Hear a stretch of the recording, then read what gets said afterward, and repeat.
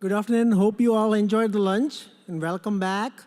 So this afternoon, we're going to talk about AI. I mean, I know it's a very popular topic nowadays, but we're going to look at a different angle of AI.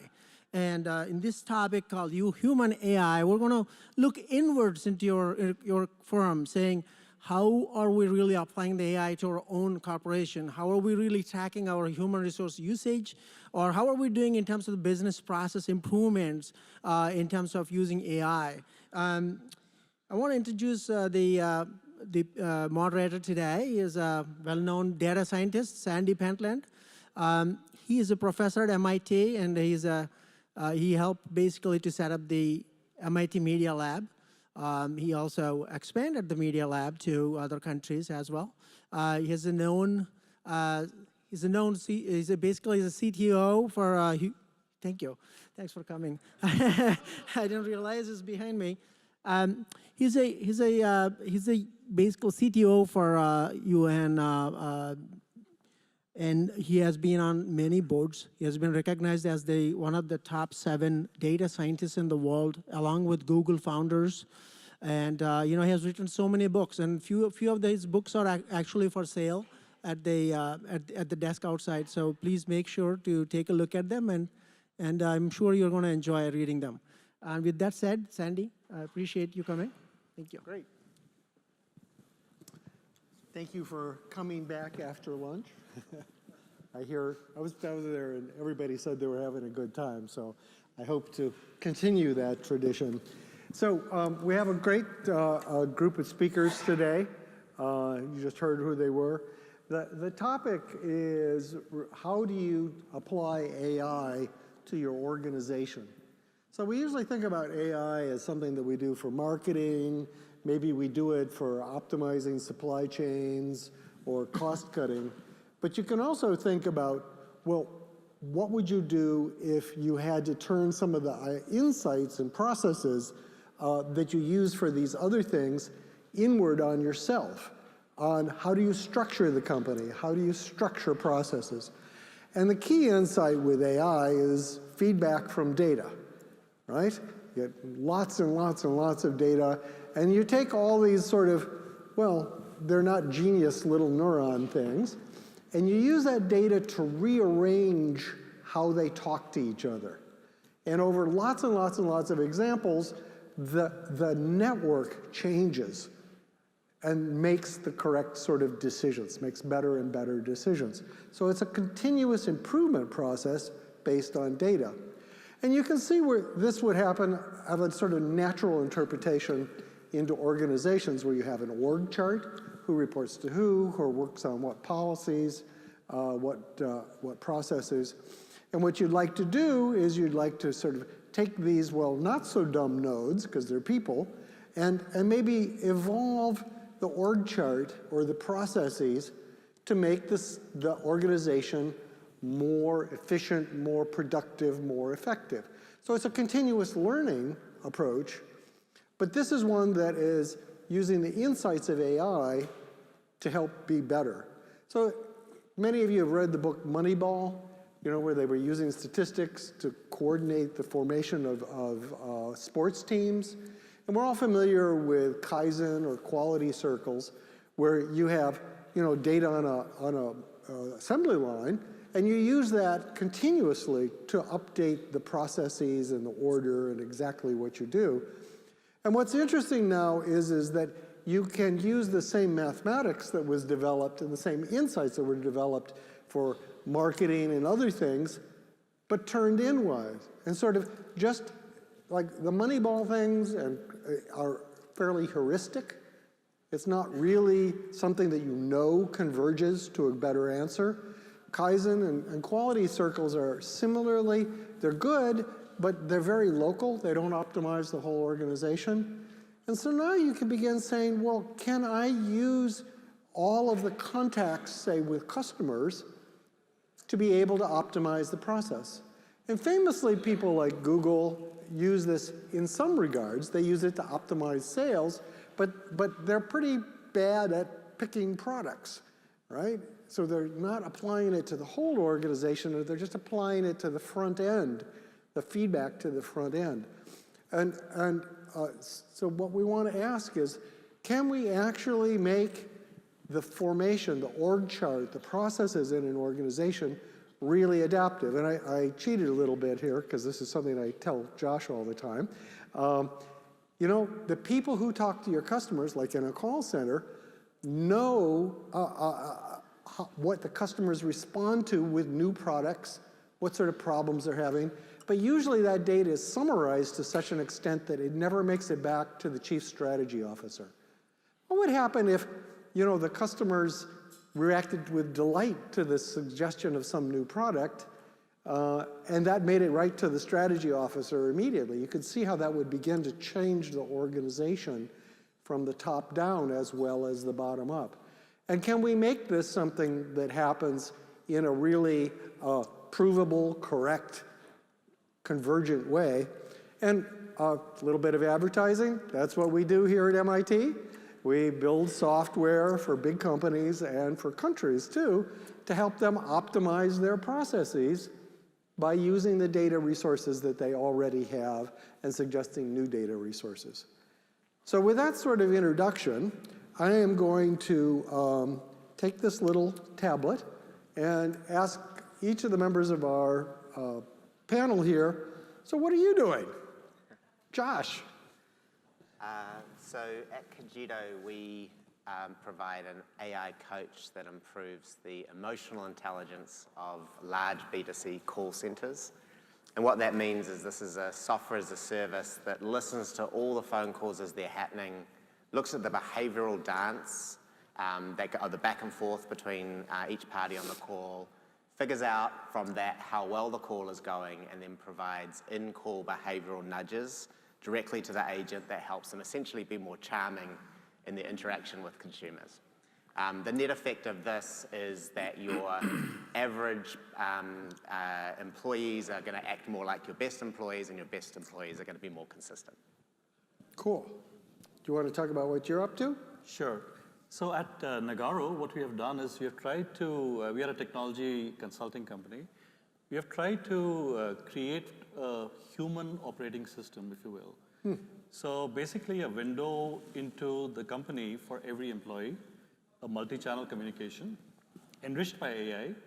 And I know it sounds a bit dystopian, the human operating system, right? But it can also be a bit enabling. You can think of it a bit like, like Uber can be seen as dystopian or enabling. The idea is to have a very personalized, very role-specific set of data-driven insights and recommendations to what the person should be doing to steer the person on a daily basis. So it's quite it's the largest initiative for this year, quite an experiment for us.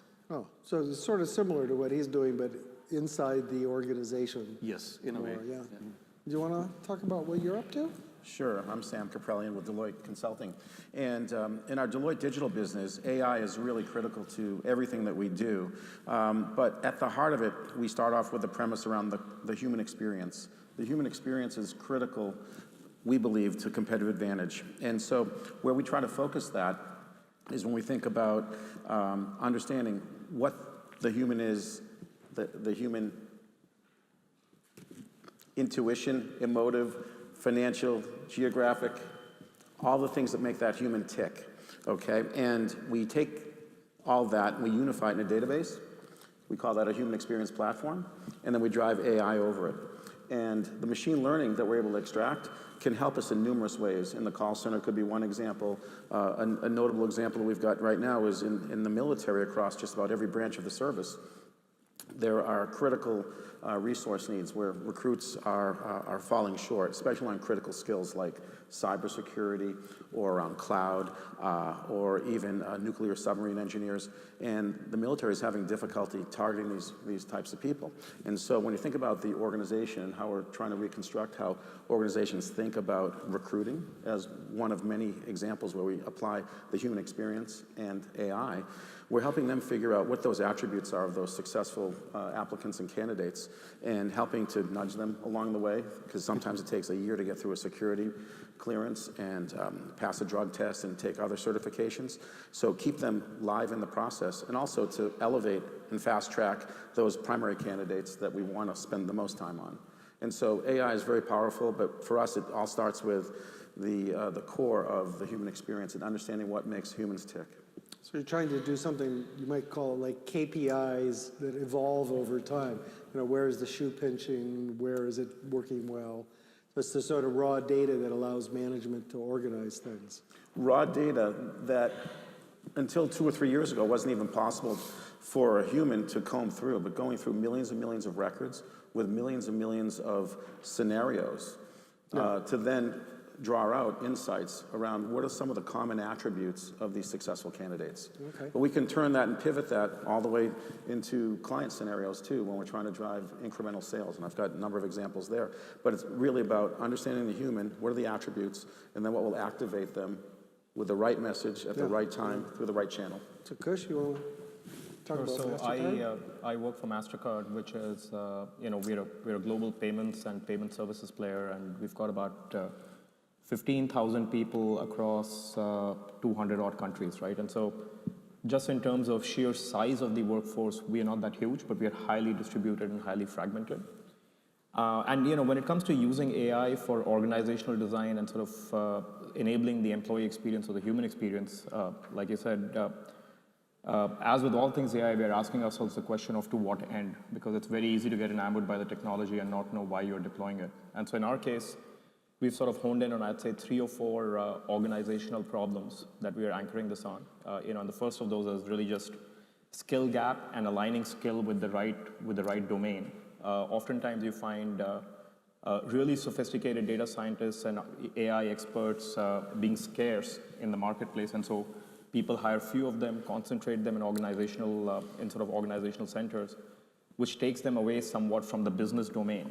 And a lot of our internal AI enablement capability is about building really sophisticated, self-powered workbench capabilities that make it very, very easy for just sort of, relatively low-skilled, straight out of college, early data scientists to do deeply sophisticated modeling work. And that has profound sort of organizational implications, because now you can marry them with the business domain. They've got a lot more color, and they're churning out products and services that are very powerful. So that's one problem we're focused on. A second area where we're spending quite a bit of time is around organizational design. And so in our technology shop, we want to make sure we are moving away from hierarchical org design to a model which is many small, highly autonomous, independent teams that own the technology assets that they've got. Now, if you're a CIO of a large firm or a CTO of a large firm, you know that you want to maximize reuse of your technology assets as much as possible across multiple demand queues, right? And so how do you figure out which team needs to own which tech assets? And so we are looking at applying NLP, natural language processing, on our demand backlogs to get a feel for which assets belong the closest and have the closest sort of demand proximity with which team. So it's stuff like that we're doing. Okay. It's very focused on pragmatic organizational problems and talent problems and skill problems, and using AI to solve for that kind of stuff. So one of the things that always comes up is when you see articles about this, they talk about Big Brother spying on the employees and all that sort of stuff. What do you see, Josh? Well, one of the kind of, I think, important entrepreneurial learnings I had with designing these types of solutions is the critical importance of the win-win-win. So I think you want to be designing AI solutions that are good for the organization, good for the employee, good for the consumer. And I think you can always tell when you've done that, because a client or your boss or whatever can be on the Wall Street Journal saying, we're enhancing the customer experience of all the phone calls for all customer service, and feel very good about that. So I think that crafting that win-win-win is the essence of it. On our side, we work in a highly monitored environment already, so large-scale call centers, calls are recorded, people are supervised. I think the essence of the transformation that arrives with an AI coach or a constant presence on calls is that the data from the perspective of the employee is much fairer. So rather than being evaluated on a cherry-picked call that gets listened to for the random sample once a month, you can get an understanding of the full scope of what's gone on. And there's also the sense that there's more objectivity. So if I was to say to you, I don't think you're a good listener, and you might say, I think I'm a fine listener, where are we going to go with this conversation, right? Whereas if you have a computer that's sort of saying, well, this is how much you've talked, this is how you've participated in a call, it just feels better for the employee. So is that the experience you have too, or what are the challenges in getting people to actually do this? Yeah, so we are part of a German group. So in Europe, these are even more serious concerns. Right. And we also have worker councils in some of these countries where they pretty much decide whether you can implement a technology or not. So I think you have to be really cautious about it. I think you have to be very clear about what you're using it for and what you're not using it for. So using it for profiling, for in certain ways, maybe very hairy and problematic. On the other hand, as you said, right? I mean, if you're able to somehow make it a win-win for everyone concerned, if you're able to make the person feel more entrepreneurial, so being non-hierarchical is a big part of our culture. So the technology must be used in a way that embeds the culture and values of the firm, and not in a dystopian way. So I think there's that balance that you have to strike. Yeah. So that's complicated. I operated in Europe too, and there's a lot very of militancy around this. Yep. So you have to really involve people. Sam, you want to? Yeah, so when I thought about the question, I think you have to almost bifurcate it. When you think about employee privacy, generally, most of our AI initiatives and what used to be called process improvement type activity, whether we're driving out OCR, optical character recognition, or RPA, or artificial intelligence, we're generally not capturing PII on employees. So those issues often will not apply. And second part of your question was, well, how do people respond? Generally speaking, when done right, and I think somebody said it, is they're thrilled that they don't have to go through these. Typically, when we're automating things, they're very, very highly repetitive. They might do things hundreds or thousands of times a week, and they're very repetitive, low value add. And if we're able to automate that, make their life easier, make them more productive, and they can do higher value added activities, that's usually a real win-win. That's just a notion of having a power assist. Right? Yes. So it's not like you're going to lose your job. You're just going to be able to really nail it and not drive yourself crazy. Yes. Okay. Kush? So I think, a culture of privacy is a non-technical issue, right? And so I think that's a top-down, it's a top-down position forward-looking companies are going to have to take. And this was not the case for a lot of companies, especially companies that have grown up in the digital era over the last 7, 8, 10, 15 years. And so the way we've approached this is, we've got a principle in the way we operate and everything we do across every part of the organization, which we call privacy by design. We see about 100 billion, we see about 65 billion transactions a year, which represents about 100 petabytes worth of data a year. We cleanse that, and the cleansing of that is really, and so a lot of the 100 petabytes includes PII. We cleanse that through about nearly 1 million rules that get applied on that data set, and then ultimately store about 15 petabytes worth, which is completely anonymized and yet extremely useful down to a point where we'll say, look, the equivalent of 5 records represent an individual, right? And so I think, and we are doing the same with any data, anything we are looking at sort of for our employee workforce. So the good news with things like GDPR is that it doesn't distinguish between a customer or an employee. It's an individual's privacy rights. And those frameworks like GDPR combined with a top-down approach organizationally where you say, look, we are going to solve for things like privacy by design in everything we do.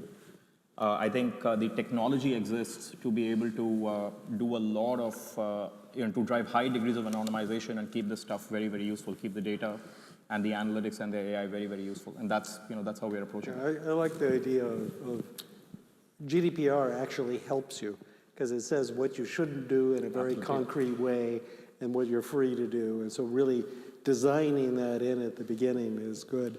So look at some of the questions here. So one of the great questions is, where are the ladies? Organizers? Let's get this one right. Okay. So another question here is explainability.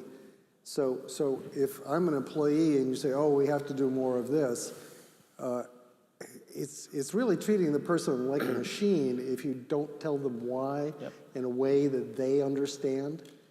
So what do you guys think about that? I mean, well, I won't go down the list anymore. I'll just, if you have things to say, yeah. So I think the user experience part is really key. What does the user feel at the end of the day when interacting with this, right? And so just in our particular case, we're keeping it very lighthearted and fun, but also a bit drawn from, what does the person really engage with, right? So it's a bit like Facebook for you as an employee that, what is the thing that you like to see? And I think the reasons for what you're being told to do is clearly very, very important. I mean, that's where you cut out the role of management and its experience, because the machine can tell you what the manager would come in and intervene and tell you, right? So I think the idea is that in a learning sort of organization, each person is in fact learning from, the machines are learning, but you're also learning how to deal with these things. So that's kind of the way we look at it. Yeah, I think, if your employee or organizational AI strategy is about empowering those that are sitting at the edge, right? So people like your call center folks or distributed data scientists that are sitting right in your markets, building new products and services. Explainability is an obligation.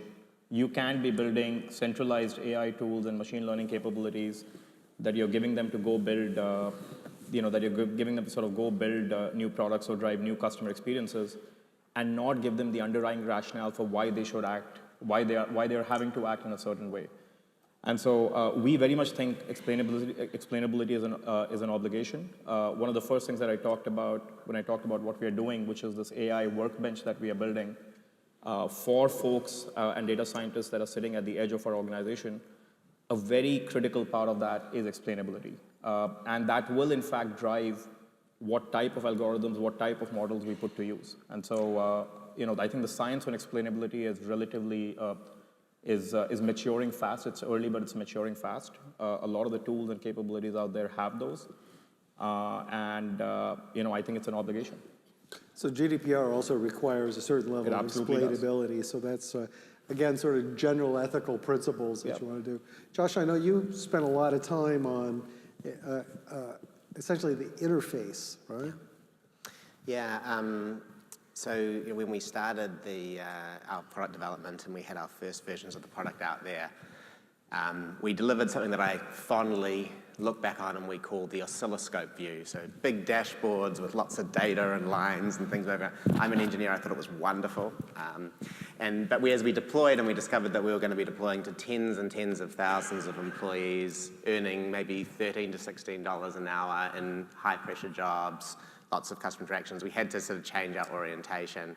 And we really found that the movement from sort of presentation of data to presentation of context-aware nudges that were very concrete about what you should do in the moment was very transformational in terms of our ability to deliver value and have the product make sense to a much wider variety of users. I think on the other side of explainability, I like, and this is maybe a slightly artificial separation, but I like to separate the concept of automation from the concept of coaching. So, because you have to say, why are we delivering the solution? Well, we could be delivering the solution to save you time to automate tasks, or we could be delivering the solution to help you in your craft or in your profession. So in our case, we're more on the latter side. Helping you interact with customers is your mission if you're in customer service. But also saving time can be another good reason to deploy an AI tool. Yeah, I mean, so one of the big issues here is this whole area sort of reeks of the robot overlords telling you what to do. Exactly. That's why. And the nudges, while that's a reasonable thing to do, again, it sort of feels like, okay, the robot overlords have decided to sort of just poke you every once in a while. And there really has to be some sense of empowerment for people where you can ignore the pokes, right? They're just there to help you, and you're not tracked on that, right? That's right. right? So stuff like that, yeah. Sam, did you want to? Yeah, I would say that generally speaking, transparency is critical. This generation of workers, millennials and up, they expect transparency. They want honesty. They want to understand what it is and why it's going to be value add. But again, our experience is when done right, you're either replacing rote efforts that were highly repetitive and low value add, and or you're providing these highly assistive aids, these tools that make their job a lot easier, make them a lot smarter, make them a lot more insightful. They're able to serve and sell and market to their clients much more effectively. And so when done right, people are yearning for these tools. You used the call center example earlier. You know, there's many organizations that we work with and try to help. Their call center agents are not typically very well prepared to deal with all the questions that come their way. Yes, they have a pulse on what people are happy or angry about, but they're not very well prepared most often to actually deal with those situations that may emerge. And it could be because they don't know what their clients' real issues or needs are. It could be because the company hasn't provided them with the right support and artificial intelligence to make decisions or to resolve issues. And so there's a real power in this if we get it right. So one of the issues that comes up in AI quite regularly is bias, inclusivity, perpetuating things. So like, for instance, you're analyzing big databases, but those big databases are the current behavior, which includes all of these socially negative things. And so when you optimize with that, in some sense, you're reinforcing those. I mean, how do you actually figure out what's the right thing to do as opposed to what the data says, and then how do you do things? In our case, we've developed predictive models. And so, for example, one of our offerings is we look at the social media marketplace and all the active chatter out there. And one of our models is highly predictive with a 75 to 80% accuracy. Within 72 hours, we can predict if something is at a moderate or low chatter level, if it's actually going to emerge to be a mega topic. And so there's numerous examples that we've had both commercially and in public sector where, you know, one of our presidential candidates may make a statement in one of the rallies, and it might just fall under the radar. But our technology is able to predict if that certain statement is going to rise to a national level. And we use that in the same way with product issues with our clients, or when a new launch is going to come out, and what kind of activity and energy is around a new launch. And so we use that technology, this artificial intelligence with predictive capability, in numerous ways. Yeah, I think I'll say that I think it's an unsolved problem. I don't think folks have solved the problem of eliminating bias on a systematic basis with 100% degree of assurance yet. And I don't think it's a problem that is an AI-first problem. I think the problems actually existed with any inference and any sort of decision that's been made on the use of data in the past, right? So we've seen, in our business, we've seen examples of markets where financial institutions will say, look, there's a certain segment of merchants we will not choose to underwrite based on business performance data. And that's a decision they've made without using, there was data, there was no AI. They made that call, and they stuck to that call as an industry almost for 10, 15, 20 years. And it had massive impacts on, cash, sort of the ability to drive financial inclusion or the lack thereof. And you needed the government to come in and step in and drive a top-down change in policy to almost force that to happen, right? And so I think biases are human, they are not technology-led. Those, they are, any biases you see emerge in data sets, which AI will build off of, are really biases that are results of prior human biases and the resultant impacts of those in the ecosystem out there. And so other than governance and actually seeing effects of the outcomes of some of these models, over a period of time and making the fixing of models and fixing of biases a continuous exercise, I think the problem will persist. I think this is it's a very difficult problem to crack. It's difficult, but I believe that we've seen that solved with the proper data scientists and the proper techniques. Bias has been around forever and will always be, but you've got to design your models and your predictive capability to account for that. So we do a lot of things with, like for instance, we're helping a number of governments redo their poverty programs. And as far as we see, the only way you can do things is you have to have an auditing process that's continuous. Yep. So for instance, with governments, they spend an enormous amount of money sending people out into the field to actually talk to people and figure out the sort of rich character of their life. And then the thousands of people they actually talk to, they bring that data back, and that's used as this month's gold standard for whether your algorithms are doing the right thing. And you also have to get lots of different stakeholders around the table, because what I think is biased, somebody else might not, right? And I guess this panel is an example of that, where somebody organized it and just, hey, there aren't any women. What happened? Right? Monitoring, auditing, yeah. Yep. Josh, did you have something to say? You look like I was just going to say, like, it's almost like a good test for somebody really doing AI. Is there a big sucking in of breath when somebody says bias, because it's such a big deal? In our case, we have like one set of AI models that's measuring how well calls go, and we have another set of AI models that's checking whether the first algorithms have any bias, as well as a whole series of human markups. So we have both an AI test for bias as well as a human test for bias. Is that important? Yeah. So one of the questions here is, to me, cool shoes, where can you get them? You have to get them in Europe. They're not sold in the United States, sorry. No, but seriously. Let's see, what else?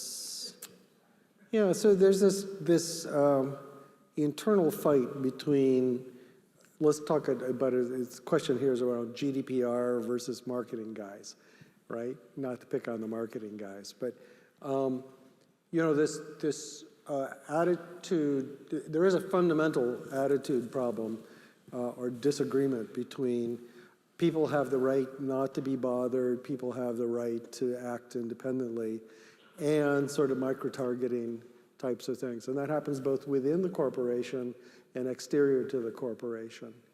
Do you guys think about that?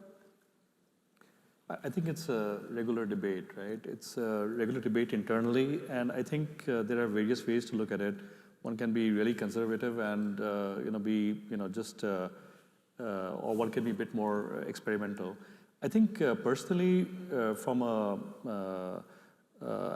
just from individual sense, I just feel we should be able to pass the common sense test. If I were in this particular place, would I consider this as needless targeting, or is it cross the line, or is it something that I would consider okay? For example, if I meet someone here in this hall and I exchange cards, I follow up, that's fine. What if my colleague exchanged cards and I follow up? And you can just it's a continuum, and you have to be they do a common sense test in each case, I feel. One of the tests that I was involved in creating GDPR, so you can at least partially blame me. But one of the key tests is if you ask somebody, is this something you expected to happen? Right. If they didn't expect it to happen, that means they, in some sense, didn't give you consent for that thing. Right. And that surprise that they know this about me and they're getting at me is a lot of what drives the uncomfortableness of it.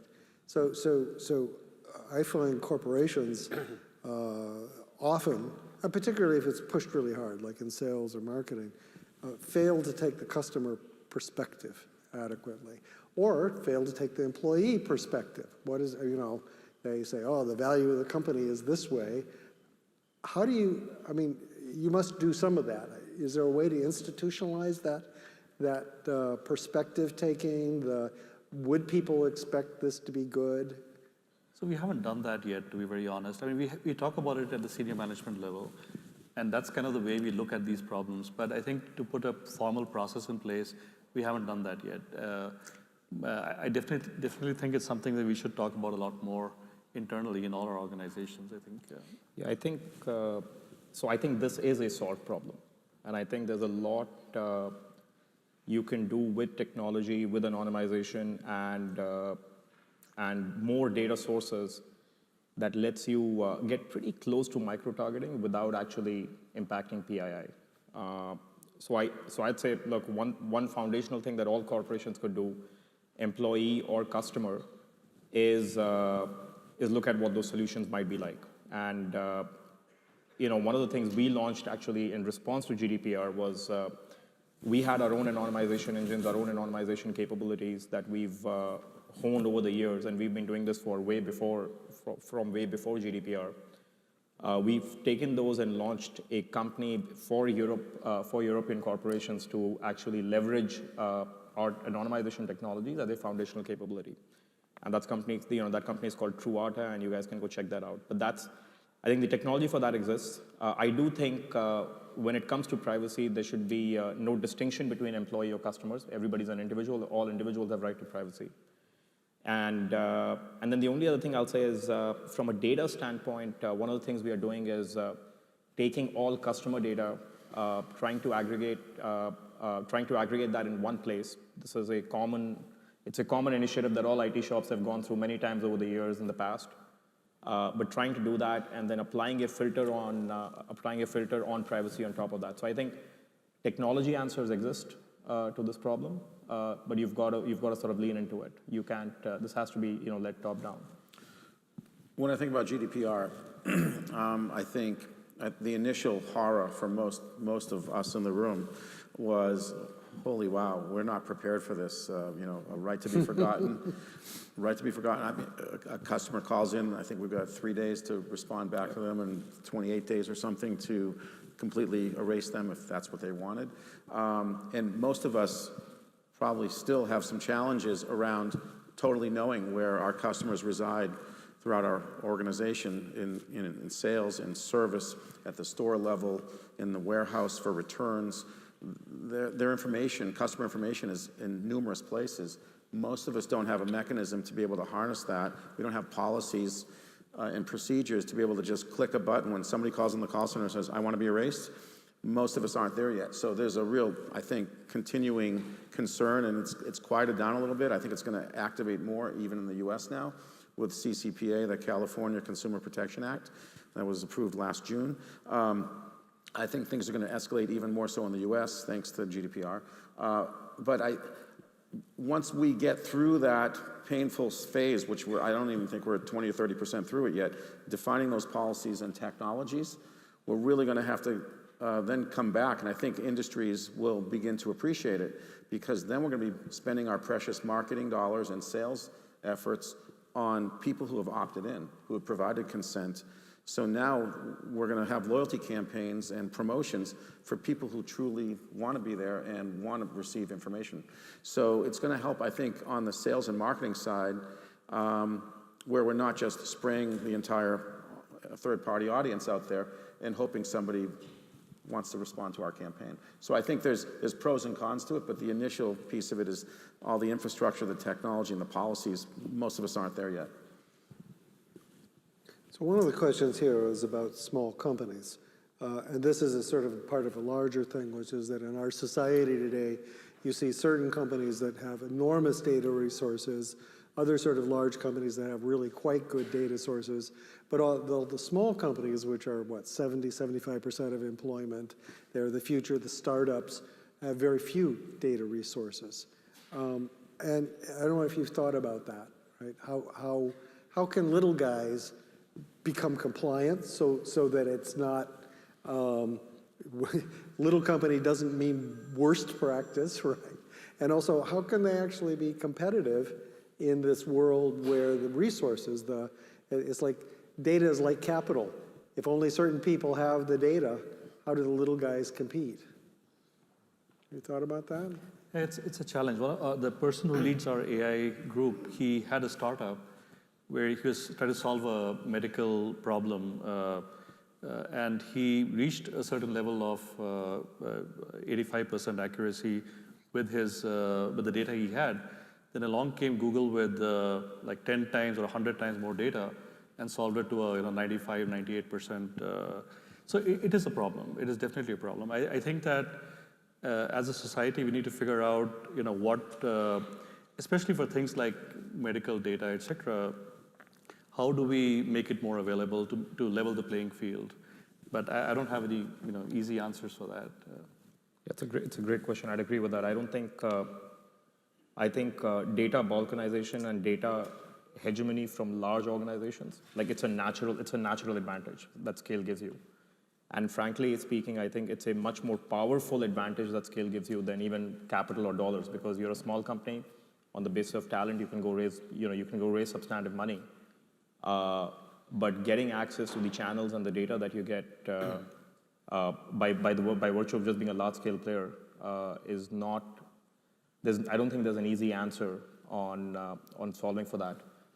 Now, one of the things or positive offshoots that we do see is that big companies that do have lots of data, and we have tons of data, don't necessarily have all the technologies, all the assets to go sort of create value from that data. And so I think to the extent, and I think we are seeing this play out, we are doing this very actively, but we are seeing this play out with large organizations where they are creating mechanisms for startups, for smaller companies to engage with larger players on data assets. Some of our data is accessible via APIs, depending on which product area you're looking at. And you can take that and build solutions on top of that. So I think we are in early days of sort of finding the foundations and building the foundations of data sharing between large and smaller players. But I think today it's an unsolved problem. We are in early days. So let me put it forward, because I've been thinking about this for a long time, Sure. right? So let me put forward a proposition that I've been trying to sell recently. Sure. So one of the things about GDPR is it gives you, and this is also increasingly true in the United States, gives you the right to have a copy of your data, right? And you can actually write, and we have written, tools to do that automatically. The problem is that if I have a copy of my data, it really doesn't do anything. Right? What am I going to do with that? On the other hand, if I had, like, say, a data co-op, like, say, all the people in a city joined a co-op, and they checked the little box, and they collected their data for their data co-op, then they could ask, is Uber drivers, are they being treated fairly? What about the medical system? Are they actually treating the diseases we have?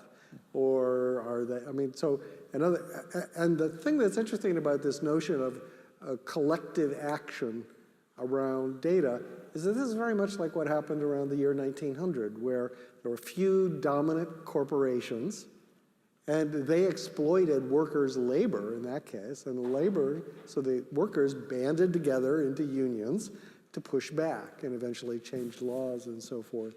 So it's one of the few ways I can see where citizens can push back is through this sort of collective ownership of data. How does that strike you? I've had very different reactions to this idea, as you can imagine.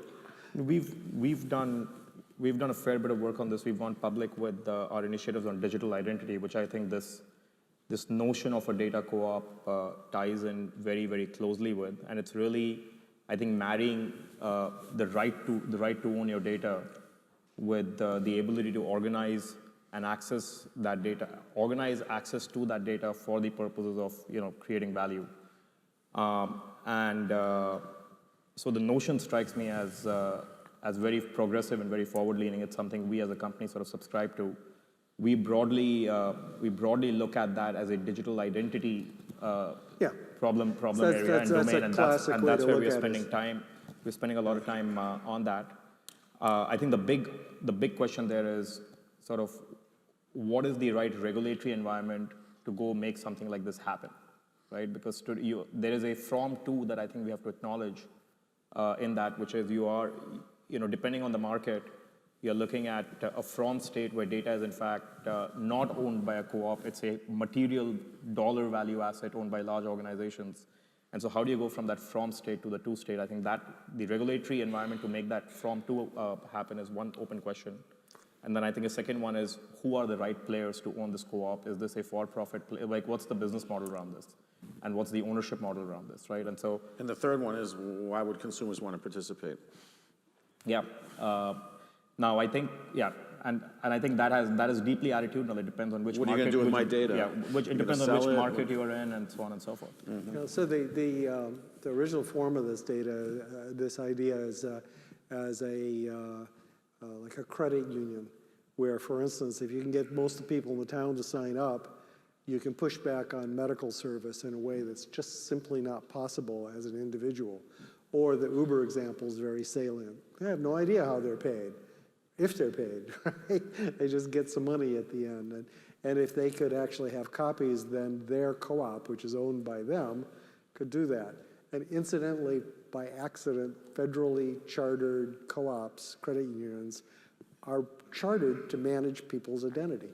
They're owned by the people, they're not for profit, and they already have federal charter to do that.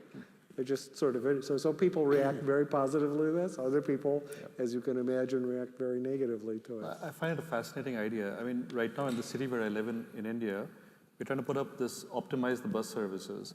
The problem is the data belongs either to the telephone operators or to Google on who travels what commute Right. every day. Now, to try to get that data out of them is a challenge, right? So it's a fascinating idea. I think there are lots of procedural and larger questions to be solved, but it's a great idea, I think. Yeah. And you see it happening, I think, on a more grassroots basis with, whether it's Yelp or OpenTable or even Uber. You rate the driver, you rate the experience, you rate the restaurant. So it's happening.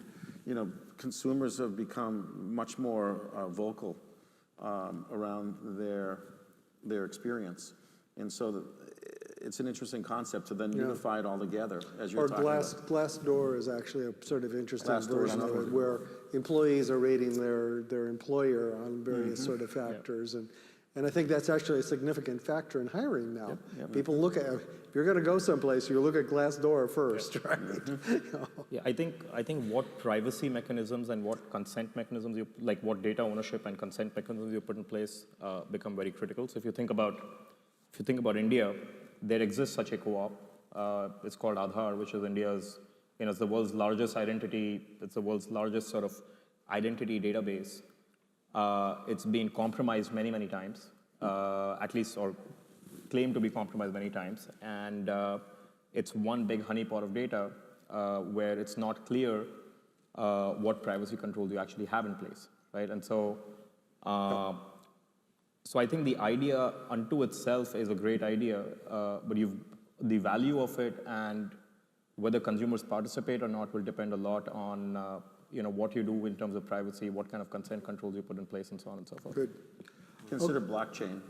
Yeah, that's the stuff we build, right? That's right. Just for this. So I think we've sort of run out of time, and I've tried to do most of the questions that I saw here. Thank you all for your input. I think this is a really interesting area. It has very sort of interesting traction because it's about reinventing how we, as humans, do things. It's not just those guys out there that we're selling stuff to anymore. And that notion of augmenting people this way, people, organizations, brings up all these ethical things, but also has enormous opportunity. So thank you very much. Thank you. Thank you.